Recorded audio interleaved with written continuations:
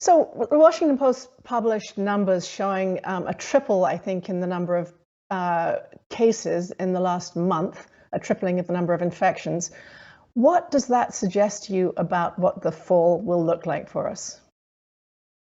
Well, I think what the fall will look like will depend upon the success of our vaccination program. And we are seeing an increase in the number of people who are rolling up their sleeve and getting vaccinated. But as we've been talking about, this Delta variant is extremely dangerous. It is significantly more contagious, more transmissible than the previous forms of the virus.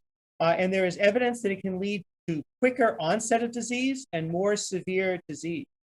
So I think that the prospects for the fall could be very challenging. However, if we are able to continue to ramp up our vaccination program, that's the most important way to protect people in the fall. So another unsettling piece of news recently came from the CDC director who thought that the virus could only be a few mutations away from a variant that could potentially escape vaccines. How, speaking as a scientist, I've asked you as a pediatrician, how does that inform your thinking going ahead, and how should it inform messaging to people who are still hesitant about taking vaccines? Well, whenever the virus, it has significant community spread and transmission, and there's lots of cases, then you can see the development of variants. It has to do with how the virus evolved. And so the way to actually decrease the amount of variants that we would see would be to increase our vaccination program in the United States and to increase the vaccination programs across the world. I think that it should inform people about the importance of getting vaccinated now. We have a tremendous safety record with these vaccines. Almost 350 million doses of the vaccines have been given in the United States, and countless millions more across the country. They have a remarkable safety profile.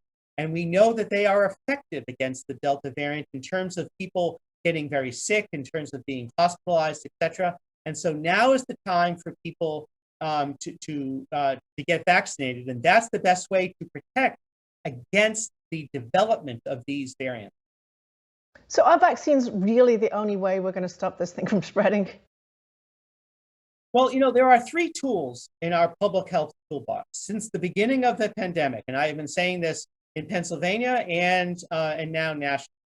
The first is containment. Containment means significant rates of testing, and then notification of those that are positive, and contact tracing, finding out who their contacts are, and then having isolation and quarantine. So that's a way to contain the virus. The second tool in our public health toolbox is mitigation. Mitigation includes, for example, the masking recommendations that we just came out with, previous recommendations that limited the size of indoor and outdoor gatherings, etc. Mitigation is very challenging for people, but it can be very effective. And the third are medicine. One is the most important, is our safe and effective vaccination. But the other I'd like to emphasize are actually medicines such as monoclonal antibodies for the virus itself. We have a safe and effective monoclonal antibodies that can be given to people who have the virus. It needs to be given early in the course, especially for those who might be more susceptible to getting very, very ill from the virus. Seniors, those with who are immunosuppressed, those who have other medical conditions, for example, hypertension, heart disease, diabetes, etc. So those are the three tools: containment, mitigation, and medical countermeasures, so to speak. And so those are the tools that we have to battle COVID-19.